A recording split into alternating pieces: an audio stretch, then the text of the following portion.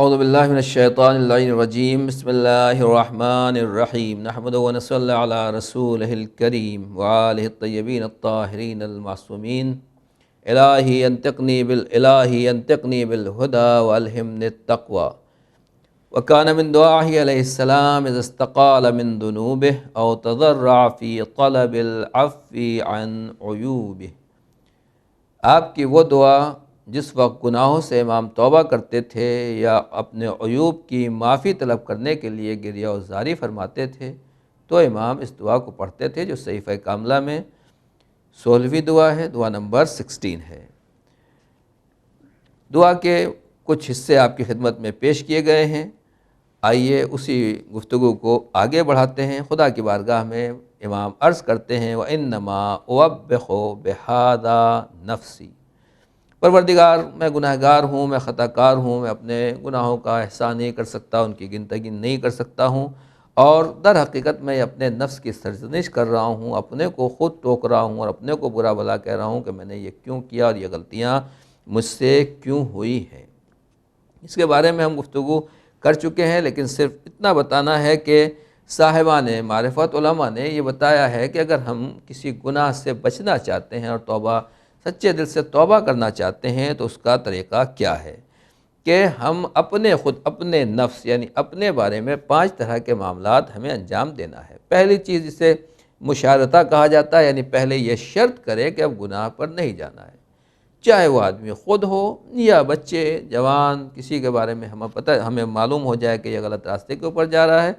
تو اس کے ساتھ بھی شرط رکھیں گے، دیکھو آپ اس مرتبہ معاف کر دے رہے ہیں مگر آئندہ شرط ہے کہ آپ کو اس راستے کے اوپر جانا نہیں ہے۔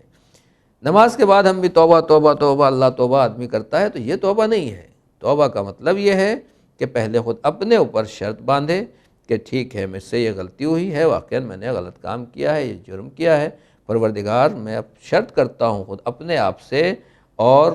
اپنے آپ کو پابند کرتا ہوں کہ اب اس گناہ کے راستے پر نہیں جاؤں گا، یہ غلطی پھر سے نہیں ہوگی۔ اس کے بعد یہ نگرانی کرتا رہے کہ شرط پر عمل ہو رہا ہے یا نہیں، صبح سے شام تک اپنے کو کنٹرول میں رکھے۔ جیسے کیمرے کے سامنے آدمی ہر کام انجام نہیں دیتا اس لیے کہ معلوم ہے کہ کیمرے چل رہے ہیں، یا ٹریفک کا سگنل نہیں توڑتا اس لیے کہ کیمرہ لگا ہوا ہے اور کہیں سے وہ چیز کنٹرول ہو رہی ہے، ادھر سے جرمانہ آ جائے گا اور وہ ہمیں جرمانہ بھرنا پڑے گا۔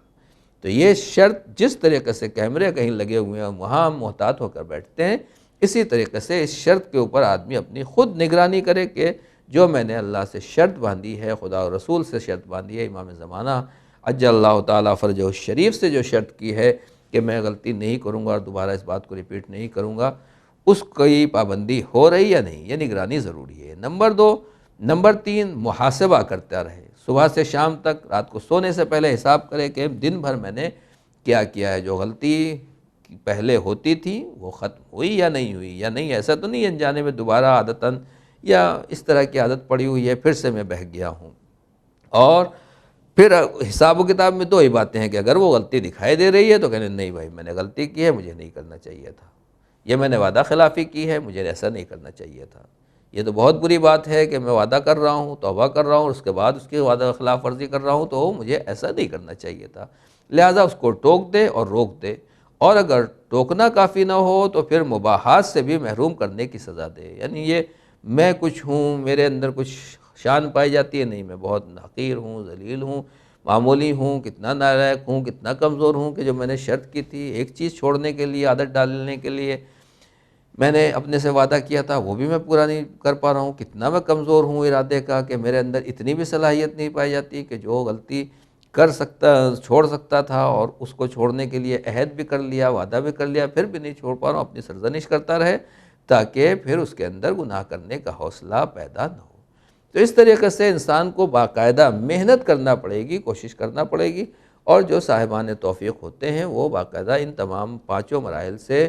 گزرتے ہیں اور اپنی پابندی کرتے ہیں۔ ایک ڈرائیور ہے، میں آپ کو اور مثال دے دوں بچوں کے لیے، جوانوں کے لیے، کہ ڈرائیور اور بچہ اگر تیزی کے ساتھ گاڑی لے کے جا رہا ہے اور کہیں نہ کہیں خدا نخواستہ چوٹ لگ جاتی ہے، گاڑی سلپ ہو جاتی ہے یا گاڑی کنٹرول سے باہر ہو جاتی ہے اور اس کو چوٹ لگتی ہے، تو پھر آگے وہ اس کے لیے باعث نصیحت ہو جاتی ہے کہ اب مجھے یہ غلطی نہیں کرنا ہے۔ اب اگر وہ پھر اسی سپیڈ سے چلا رہا ہے، وہی بے احتیاطی کر رہا ہے، تو واقعاً اس نے اس شرط کو توڑا ہے اور ابھی بھی اس کو عقل نہیں آئی ہے، ہوش نہیں آیا ہے۔ امام یہی کہہ رہے ہیں کہ پروردگار وَإِنَّمَا أُوَبِّخُ بِهَذَا نَفْسِي، بار بار جو اپنے گناہوں کا میں تذکرہ کر رہا ہوں، میں اتنا گنہگار ہوں، میں ایسا خطا کار ہوں، میں نے یہ غلطیاں کی ہیں، اور منزل اطاعت میں بیدار رہنے والوں میں سب سے پیچھے ہوں، کمزور ہوں، عذاب کی طرف سے سب سے کم توجہ کرنے والا ہوں، یہ بار بار اپنے کو اسی لیے یاد دہانی کرائی جا رہی ہے کہ تاکہ یہ غلطیاں دوبارہ نہ ہوں اور میں اس راستے کے اوپر نہ جاؤں۔ بات یہاں تک پہنچی تھی کہ پروردگارہ اگر میں ساری زندگی اتنا روؤں کہ پلکیں جھڑ جائیں، میری زبان بند ہو جائے، میرے قدم بالکل ان میں ورم آ جائے، کمر کی ہڈیاں الگ الگ ہو جائیں، اور اسی طریقے سے میری آنکھیں دھس جائیں، پوری زندگی میں خاک کھاتا رہوں اور خاک ملا پانی پیتا رہوں، پھر بھی میں شرم کے مارے تیرے سامنے سر نہیں اٹھا سکتا ہوں، اور ایک گناہ بخشوانے کا بھی میں استحقاق پیدا نہیں کر سکتا ہوں۔ تو یہاں تک امام نے بات پہنچائی ہے، تو بتا دیا، اور ہم جیسے لوگوں کے لیے واقعاً لمحہ فکریہ ہے، سوچنے کا مقام ہے کہ جب اتنا کرنے کے بعد ایک گناہ معاف نہیں ہو سکتا، تو جو مسلسل گناہ کرتے رہتے ہیں ان کا کیا حال ہوگا اور ان کا کیا حشر ہوگا، ان کو کتنے لاکھوں سال چاہیے اپنے گناہوں کی معافی کے لیے۔ بہرحال ہم سب اسی میں ہیں، اپنے کو انسان کو پاک و پاکیزہ نہیں سمجھنا چاہیے، لیکن خدا سب سے بڑا ہے۔ پہلی دعاؤں میں ہم عرض کر چکے ہیں، اور امام نے بار بار اس کی طرف توجہ دلائی ہے، یا من سبقت رحمتہ غضبہ، اے وہ پروردگار جس کی رحمت اس کے غضب سے بڑی ہوئی ہے۔ گناہ گاروں کو معاف کرنا یہ بھی خدا کا ایک شوق ہے، جسے میں اپنے اعتبار سے کہوں کہ یہ بھی خدا کی شان یہی ہے، اس کا کرم یہی ہے، اس کا انداز یہی ہے کہ وہ گناہ گاروں کو معاف کرنا چاہتا ہے۔ تم نے کتنے ہی گناہ کیے ہوں، صحیح میرے راستے پر آ جاؤ، ایک مرتبہ توبہ کر لو، ایک مرتبہ سوری بولو، ایک بار یا اللہ استغفر اللہ کہہ دو، میں معاف کر دوں گا، صرف ایک بار۔ جو میں نے عرض کیا آپ کے بارے کی خدمت میں کہ اگر آنکھوں آنکھ سے ایک قطرہ آنسو نکل جاتا ہے اور ایک قطرہ ندامت ٹپک جاتا ہے، تو یہ سارے گناہوں کو جلانے کے لیے کافی ہے، ہماری جہنم کو بجھانے کے لیے کافی ہے۔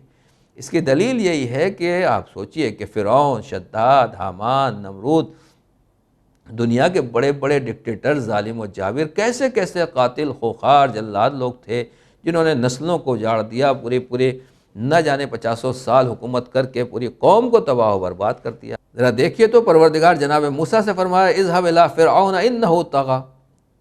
اے موسیٰ آپ جائیے، یا دوسری آیتوں میں اے موسیٰ آپ اور آپ کے ساتھ اپنے ہارون آپ دونوں جائیے اور فرعون کی طرف، کیوں وہ طاغی ہو گیا ہے، وہ باغی ہو گیا ہے، وہ حد سے بہک گیا ہے۔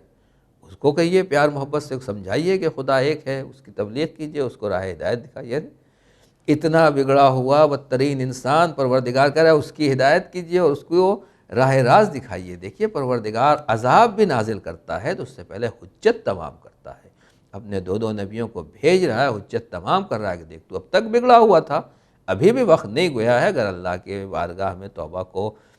قبول کر لے اور توبہ کرنے کے لیے آ جائے تو ہم معاف کرنے کے لیے تیار ہیں۔ شیطان جیسا بدترین دشمن خدا، اللہ نے اس سے بھی کہا کہ ٹھیک ہے، تو نے غلطی کی ہے، توبہ کر، میں تیری توبہ کو قبول کر لوں گا۔ تو خدا تو پروردگار اپنے بندوں پر عذاب نازل نہیں کرنا چاہتا، انہیں جنت میں بھیجنا چاہتا ہے، ان کے اوپر رحم کرنا چاہتا ہے، اور ان کی توبہ کو قبول کرنا چاہتا ہے۔ اس نے فرعون کے لیے اور دنیا کے جتنے بھی نبی جو آئے ہیں اپنے زمانے میں، جب بھی جس زمانے میں آئے پیغمبر اکرم حضرت محمد مصطفیٰ صلی اللہ علیہ وآلہ وسلم جب تشریف لائیں، تو ابو جہل، ابو لہب اور عتبہ، شیبہ، نہ جانے کیسے کیسے بدترین برے لوگ تھے، ہر طرح کی برائیاں ان ماحول اور سماج میں پائی جاتی تھی، مگر پیغمبر انہی کی ہدایت کے لیے آئے، انہی برے لوگوں کو صحیح راستے کے اوپر لگانے کے لیے آئے۔ تو یہ بھی خدا کا انداز رحمت ہے کہ برے لوگوں میں اپنے نبیوں کو بھیجتا ہے، جو واقعاً شریف اور نیک ہوتے ہیں، صرف ماحول حالات کی وجہ سے بگڑ جاتے ہیں، وہ ان کی بات کو سنتے اور صحیح راستے پر آ جاتے ہیں۔ پروردگار محو کر دیتا ہے ان کے سیئات کو، بلکہ یبدل السیئات بالحسنات، وہ انسان کی برائیوں کو اچھائیوں میں تبدیل کر دیتا ہے۔ جیسے کوڑا کرکٹ کہیں پھینکا جاتا ہے، ڈالا جاتا ہے، اس کے اوپر اگر پھول اور کوئی چیز بیج ڈال دیا جائے تو وہاں کھیتی زیادہ ہری بھری ہوتی ہے۔ یہ کیا ہے؟ یہ گندگیوں کو اللہ نیکیوں میں بدل دیتا ہے۔ تو اللہ نے ایسا انتظام کیا اور اس طریقے کے لوگ ان کی ہدایت کے لیے بھیجے ہیں۔ تو پہلی بات تو یہ ہے کہ امام یہی کہہ رہے ہیں کہ ساری زندگی ایک گناہ کو بخشوا نہیں سکتا۔ دوسری طرف خدا کی رحمت کہہ رہی ہے کہ فرعون جیسے لوگ بھی اگر توبہ کر لے تو میں ان کو معاف کر دوں گا۔ اس کے بعد امام کہتے ہیں اور اگر تو طلب مغفرت کے وقت بخش دیتا ہے یا مستحق معافی سمجھ کر معاف کر دیتا ہے تو یہ در حقیقت میرا استحقاق نہیں ہے، میں اس لائق نہیں ہوں اور نہ میں اس کا اہل اور سزاوار ہوں، میں تو پہلے ہی گناہ کے موقع کے اوپر جہنم کا حقدار ہو چکا تھا، اب اگر تو عذاب بھی کرے گا تو تو ظالم نہیں ہے۔ یہ ہے وہ منزل۔ آدمی ہم اپنے کو جنتی جنتی جنتی اپنے کو جنتی سمجھتے رہتے ہیں کہ ہم سے بڑا کوئی جنتی نہیں۔ امام کیا کہہ رہے ہیں اس دعا کے اوپر؟ پروردگار پہلے اول ما عصیتک النار، میں نے جب پہلا گناہ کیا تھا تو اس کا انجام جہنم تھا، میں مستحق جہنم ہو چکا تھا مگر تو نے بچا لیا، تو اب اگر تو عذاب نازل کرنا تو میں پہلے سے ہی اہل جہنم ہوں، اب اگر تو جہنم میں ڈال رہا ہے تو تو ظالم نہیں ہے۔ تو یہ خدا کا احسان ہے کہ وہ ہمارے گناہوں کو برداشت کرتا رہتا ہے۔ خدایا جب تو نے اب تک میرے عیوب پر پردہ ڈالا ہے اور مجھے رسوا نہیں کیا ہے، اپنے کرم سے نرمی برتی ہے اور عذاب میں جلدی نہیں کی ہے، اور اپنے فضل اور تفضل سے مجھے برداشت کیا ہے اور اپنی نعمتوں کو نہیں بدلا ہے اور اپنے احسانات کو مقدر نہیں کیا ہے، تو اب میری مسلسل گریہ و زاری اور میری مسکینی کی شدت اور میرے بدترین موقف پر مہربانی فرما۔ تو یہ عذاب دینا تھا تو پہلے موقع پر تو عذاب دے سکتا تھا، مجھے جہنم میں ڈال سکتا تھا، ہاں تباہ برباد اور ہلاک کر سکتا تھا، مگر اے میرے مالک، ہے میرے پروردگار، آج تک تو نے چھوڑا ہے تو اب میرے اس گریہ و زاری کے اوپر رحم فرما۔ یہ بندے کو رونا چاہیے، گڑگڑانا چاہیے۔ امام یہ بھی سکھا رہے ہیں کہ آج تک تمہیں سزا نہیں ملی ہے تو یہ نہ سوچو تم بہت اونچے ہو گئے ہو، تم بہت بڑے اچھے ہو، خدا کی نظر میں بڑے پسندیدہ ہو، نہیں، جو جتنے بڑے مجرمین ہیں ان کو یہ سوچنا چاہیے کہ اگر خدا نے آج تک سزا نہیں دی ہے تو اب زیادہ رونا چاہیے، زیادہ گڑگڑانا چاہیے، اس لیے کہ گناہوں کا بوجھ اور زیادہ ہوتا جا رہا ہے۔ اور امام کیا کر رہے ہیں؟ تو اب مسلسل فرحم طول تضرعی، پروردگار مسلسل رونے کی بنا پر، یعنی گناہ کرنے کے بعد پھر آدمی کے گریہ کو رکنا نہیں چاہیے، ہر نماز میں رونا چاہیے، ہر دعا میں رونا چاہیے، ہر نماز شب میں آنسو نکلنے چاہیے، طول تضرع ہونا چاہیے، مسلسل گریہ وزاری ہونا چاہیے۔ اور اس کا نتیجہ یہ ہے کہ خدا نے اب تک نعمتوں کو نہیں بدلا ہے، یہ اس کا احسان ہے، ورنہ ان گناہوں کی وجہ سے تو سب کچھ بدل جانا چاہیے تھا۔ اور یہ گناہ گاروں کے لیے، ہم جیسے لوگوں کے لیے سبق ہے کہ اب تک نہیں سدھرے ہو تو اب سدھر جاؤ۔ پھر کہتے ہیں خدایا محمد والے محمد پر رحمت نازل فرما اور مجھے نافرمانی سے بچا لے، اطاعت میں لگا دے، بہترین واپسی کی توفیق عطا فرما دے، مجھے توبہ کے ذریعے پاک بنا دے، اپنی حفاظت سے میری تائید فرما، اپنی عافیت سے میرے حالات کی اصلاح فرما دے، مجھے مغفرت کی حلاوت کا مزہ چکھا دے اور مجھے اپنی معافی اور اپنی رحمت کا آزاد کردہ قرار دے دے، میرے لیے اپنی ناراضگی سے امان لکھ دے اور مجھے اس کی بشارت آخرت سے پہلے ہی دنیا میں دے دے، وہ بشارت جسے میں پہچان لوں اور اس کی ایسی نشانی بتا دے جسے کسی شبہ کے بغیر دریافت کر لوں۔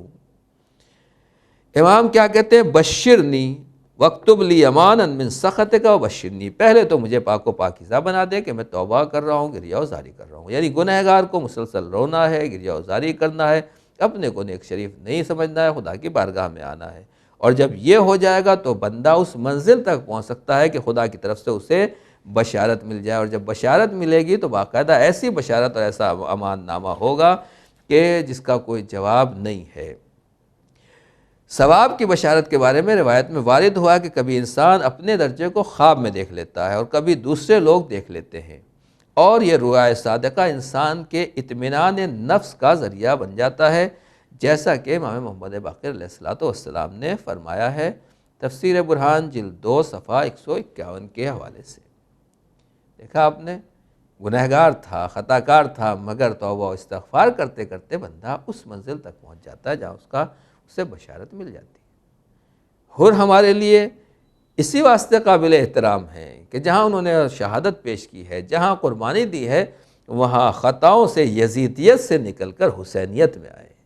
اور یہ بتایا کہ تم اگر یزیدی لشکر میں شامل ہو تو گھبرانے کی بات نہیں ہے، یزیدیت سے نکلو،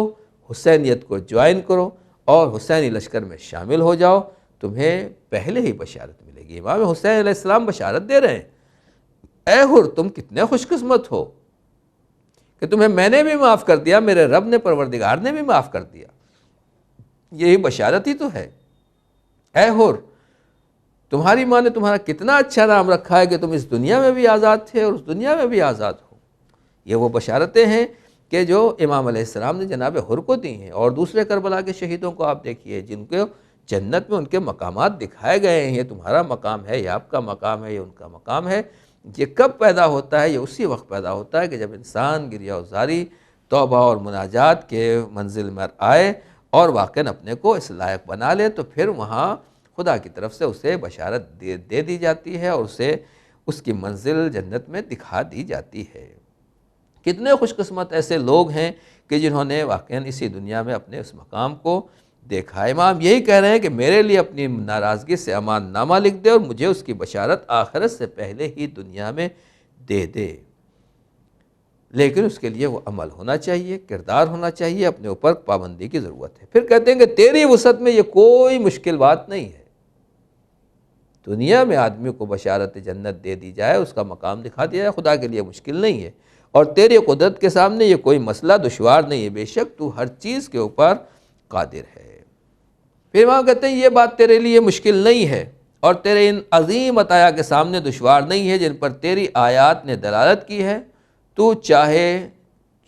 جو چاہے وہ کر سکتا ہے اور جس چیز کا چاہے حکم دے سکتا ہے، کہ تو ہر چیز پر قدرت رکھنے والا ہے، اور اللہ حضرت محمد ان کے آل اطہار پر رحمت نازل فرمائے۔ جب بندہ اس طریقے سے روتا ہے، گڑ گڑاتا ہے، تب خدا کی بارگاہ کی طرف سے اسے بشارت آتی ہے، اور شہید بہشتی کے بارے میں ملتا ہے کہ جہاں وہ پارلیمنٹ میں یعنی اپنے آفس میں بیٹھے ہوئے تھے، تو انہوں نے یہ کہا بچہ بوئے بہشت میں آئے، جیسا کہ نقل کیا گیا ہے اور مجھے یاد ہے، تو انہوں نے کہا بچہ بوئے بہشت میں آئے۔ دوستو مجھے تو ایسا لگ رہا ہے جیسے جنت کی خوشبو آ رہی ہو۔ یہ انہوں نے جملہ کہا اور کچھ ہی دیر کے بعد وہاں بم دھماکہ ہو گیا، اور سارے کے سارے ان کے ساتھی ممبران پارلیمنٹ، بڑے بڑے لوگ، علماء، قوم کے جینیس اور برین تھے، پورے کے پورے سب کے سب وہیں کے وہیں شہید ہو گئے، اور اس میں شہید بہشتی بھی شہید ہو گئے۔ یہ کیا ہے کہ انسان کہہ رہا ہے کہ مجھے جنت کی خوشبو آ رہی ہے، مجھے بشارت آ رہی ہے؟ یہ چیزیں اسی وقت پیدا ہو سکتی ہیں کہ جب انسان واقعاً اہل راز و نیاز ہو، اپنے پروردگار سے رابطہ استوار کرے اور طول تضرع کے ذریعے سے اپنے پروردگار کی بارگاہ میں روتا رہے، گڑ گڑاتا رہے۔ ایک دو دن میں یہ مقام حاصل ہونے والا نہیں، اس کے لیے بڑی بڑی قربانیاں دینا ہے۔ ہم تو اپنے کو اہل جنت، جنتی جنتی کہتے رہتے ہیں۔ امام کہہ رہے ہیں کہ پہلا گناہ جس دن کیا اس دن ہی جہنمی ہو گئے تھے۔ امام تو نہیں گناہ کر سکتے، نہ گناہ کرتے ہیں، ہمارے لیے امام بتا رہے ہیں۔ تو پھر اپنے کو آدمی کیسے جنتی سمجھ رہا ہے اور اہل جنت سمجھ رہا ہے؟ تو پھر ہمیں دیکھنا ہے کہ واقعاً امیر المومنین کیسے اپنی عبادتوں میں روتے تھے، مولا کائنات کی عبادتیں کیا ہوتی تھی۔ مولا کائنات سے پوچھا گیا کہ آپ ایسے کہا، پیغمبر کی عبادت دیکھو، میرے نبی کی کیا شان تھی، وہ خدا کی بارگاہ میں پوری پوری رات کھڑے ہوتے تھے تو آواز آتی تھی، طٰہٰ ما انزلنا علیک القرآن لتشقیٰ، اے میرے حبیب، اے میرے پیغمبر، قرآن اس لیے نازل نہیں کیا کہ آپ اپنے کو مشقت میں ڈال دیں۔ یا ایھا المزمل قم اللیل الا قلیلا، اے میرے حبیب، اتنا آپ کھڑے ہوتے ہیں، پیروں پر ورم آ جاتا ہے، آپ راتوں کو کھڑے ہوئیے مگر کم عبادت کیجئے، تھوڑی سی کمی کر لیجئے، دن میں بھی آپ کو کام رہتا ہے۔ یہ پیغمبر کی بات تھی۔ شہزادی کائنات جناب فاطمہ زہرا اور پھر امام سجاد علیہ السلام یا امام موسیٰ کاظم علیہ السلام دوسرے ائمہ کے بارے میں ہے کہ صبح کی نماز کے بعد اگر سجدے میں سر رکھا ہے تو ظہر کی اذان کے وقت سجدے سے سر اٹھتا تھا، ظہر کی نماز کے بعد سجدے میں سر رکھ رہے ہیں تو عصر اور پھر اس کے بعد وہ مغرب سے سجدے مل جاتے تھے۔ اتنے طولانی سجدے، اور اصحاب ائمہ میں بھی ایسے ہی لوگ تھے جو اتنے طولانی سجدے کرتے تھے۔ جب وہ لوگ ایسے روتے تھے اور اس طریقے سے خدا کی بارگاہ میں توبہ، استغفار اور مناجات کرتے تھے، تو پھر ہم اور آپ کہاں ہیں؟ آدمی کو سوچنا چاہیے، جائزہ لینا چاہیے۔ اپنے کو جنتی ثابت کرنے سے کچھ نہیں ہوتا۔ امام کی طریقے سے حقیقت کا واقعاً آدمی کو اعتراف کرنا چاہیے کہ جس دن پہلا گناہ کیا تھا ہم جہنمی ہو گئے تھے، یہ تیرے کرم نے بچا کے رکھا ہے، تیرے کرم نے سہارا دیا ہے۔ پروردگار حر کی طرح ہماری ڈوبتی ہوئی کشتی کو بھی ساحل مراد تک پہنچا دے، اور ہمیں بھی حسین کے سفینہ نجات پر سواری کی توفیق عنایت فرما، اور ہمیں بھی ان کے سفینہ نجات اور کشتی نجات پر سوار کر دے، اور پھر اس سوار ہونے کے بعد پھر وہاں سے ہمیں الگ نہ ہونے دینا، اہل بیت کے دامن سے وابستہ رکھنا، اور جو وقت کا حسین ہے امام زمانہ عجل اللہ تعالیٰ فرجہ الشریف، پروردگار ہمیں ان کے قافلے سے ملحق فرما دے اور ان کے ساتھیوں میں ہمارا بھی نام لکھ لے۔ السلام علیکم ورحمۃ اللہ وبرکاتہ۔